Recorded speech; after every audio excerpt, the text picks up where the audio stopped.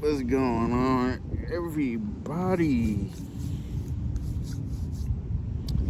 Chilling at the beach today. Thinking about some stuff. Like life is really like a crazy place, bro. Like all the twists and turns. For the most part, like you never really know what to expect. It's kind of like if you don't embrace change, then you'll remain stuck. And that's kind of like one of our main downfalls as people is like like needing to know everything. And like that's I'll put it this way, when it comes to like walking with God, bro, that's one of the hardest things is like not knowing the plan. Even if he gives you like some hints or some of the vision though, it's kinda like tough still. Cause like it's kinda like you think about the Joseph situation. Like you gave me the dream, but like it's kinda like all right, I'm lucky rambling, but it's kind of like too. Like I watched a sermon from Miles Monroe, and he was pretty much like, God will give you the vision, but He won't show you how to get there. Because if He gave you or showed you the steps that it would take to get there, you wouldn't want to go through it. But then it kind of like reminds me of Jesus too, where it say like because of the joy set before Him, He endured. So like He already seen the outcome. I mean, obviously He's eternal, but you know what I mean. Like He seen the outcome, and it was like, I'm willing to give everything up for these people. Like my reputation, my power, like to take a walk in their shoes, right? And it's crazy too, cause you know people always say that too, like, oh, you never took a walk in my shoes, but Jesus did. That's why I said, like, there's nothing He didn't go through, pretty much. Pretty sure He had like hard times, He had broke times, He had good times, which I don't even think Jesus was broke. Like if you really read who He had around Him. But yeah, like life can be tricky, bro.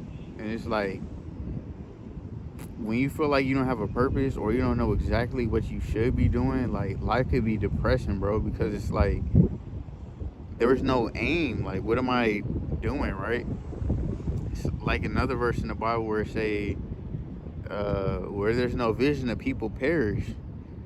And it's true. It's like, what do we do? Like, it's depressing, bro, when you don't know, what you should be doing, or you in a situation where you feel like there's too many options of what you could be doing, and like trying to pick the right one or trying to pick a one can be tough. Where it's like I can do this, but you know I can do that too. And you know what? Like I think a lot of stuff comes down to identity too, right? Because I think like you get fear on both ends, whether good or bad. But like I think majority of the people in the world fear their own greatness. Like if I really set my mind to this, that I can do it, and the fear of that or fear of them knowing that stops them. And I even been a victim of that. Like I know I can do this, or I really set my mind on it, and that scares me. That I know, like deep down, people like deep down you're capable of doing certain things or stepping out in that business or whatever He told you to do, and that's the tricky part. Like I said, earlier, is like not having the answers or like seeing the clear vision of how it's supposed to be done. Like I ain't gonna lie, I feel like, and it's been confirmed to me too a little bit. Like I'm supposed to be a pastor, or I have a pastoral calling, but what does that look like for me? Because what a pastor looks like for me might not look like for somebody else. And it's like the look, it's not only the look, but like to who? Like, who are you called to? That's what you get, that's what you got to figure out. And even me, I got to figure that out in prayer and, go to the Lord about it. But yeah, like, who are you called to be? Who's your identity in? Because that's where the confidence come from. It comes from, like, knowing who you are. Like, even that, like, a lot of people don't spend not times, but time with themselves. So they don't really know who they are. It's kind of like you don't know your identity and they send you to like another planet. And then they got a book on you that says, all right, this is who you are. But it's like you got to unlock who you are for yourself. And like really dial in and know, like, who you are for real. Like, that is more than just my name. It's more than just this bodysuit. Life is more than just paying bills and having a house and, all that. It's like, what is this really about? And, honestly, life is about helping people and evolving to a higher level. That's what it's about. Helping people, loving people, and continuously evolving and improving. Because if you ain't growing, then you dying. And nobody want to be dead. So, that's my little rant. But yeah, just the honest talk with y'all for real. Hopefully y'all can like relate to what I'm saying. But yeah, like,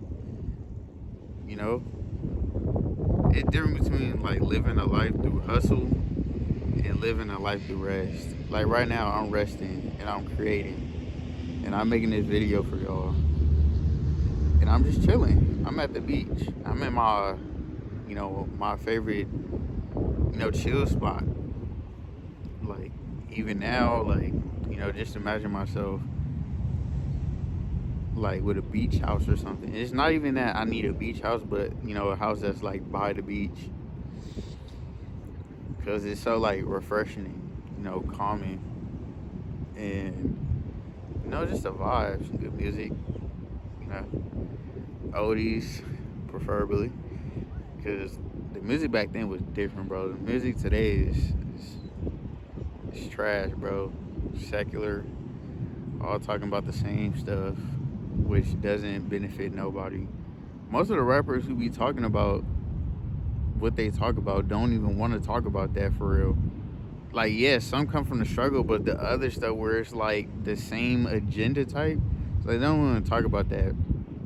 But shit, just like that Kanye said, that Kanye song said, shoot, I ain't gonna get promoted if I don't talk about this stuff. If I talk about Jesus, ain't nobody trying to hear that, which is crazy. But shit, that's the world we live in, and it's getting worse. But as evil increases, so will the glory. So that's what we could look forward to. I'll put it that way. It's gonna be some crazy times ahead. But as long as you got the Lord and you put the Lord first, you're gonna be all right. Shoot, that's what you putting in my heart recently. I've been seeing a lot because the Lord speaks to me through like videos and stuff. And like recently, He's been speaking about like seeking the kingdom first, Matthew 6:33. But yeah, like you do that first, then everything else will be straight. But you seeking your flesh first, it's all bad. And the main thing is like incorporating the Lord, not incorporating as though like you fitting Him into your schedule, but like allowing Him as a father and like a friend to be a part of what you're doing. Like, hey Lord, like, I'm thinking about wearing this outfit today, or I'm thinking about getting this meal. What you think? Like, just having that friendship, bro. Because like when you read the Bible and you really see like Cause that's what I used to think. Like the friendship that the disciples had with Jesus is how we should be with the Holy Spirit. And obviously, he had closer ones who were more intimate, but those are the ones who he chose. But also, probably the ones who was like really locked in more too, as far as like hungry to be around him and the presence and all that. Yeah, because I mean, I say heaven and earth both, they both run on supply and demand. It's like if we don't need it, I mean, obviously in heaven it's a endless supply of anything, but if you don't need it, it's like you don't really need to produce it in a way. It's like if you living your best life and you think you don't need the Lord, what's the point of like needing a emergency right now miracle or something? You feel me? So it's like it runs on supply and demand just like us. It runs on who's hungry for an actual move, not just lip service and it sound good. Shit, that bad interrupting my video. But anyways, I ain't gonna be on here too long. I ain't gonna lie. But I just want to talk to y'all about some stuff, a little rant. You know what I'm saying? But some wisdom in it too. That yeah, just live from a place of rest and chill like me. Wait on the Lord and shoot, see what He reveal and show to you. That's all you can do. I'm just trying to be like Jesus. He said, I only see and do what I see the Father doing. So that's the type of obedience I'm trying to reach. And with that being said, I hope y'all chilling, man. And y'all resting. And I'm gonna see y'all in the next Regal Talk. You know what I'm saying? Peace.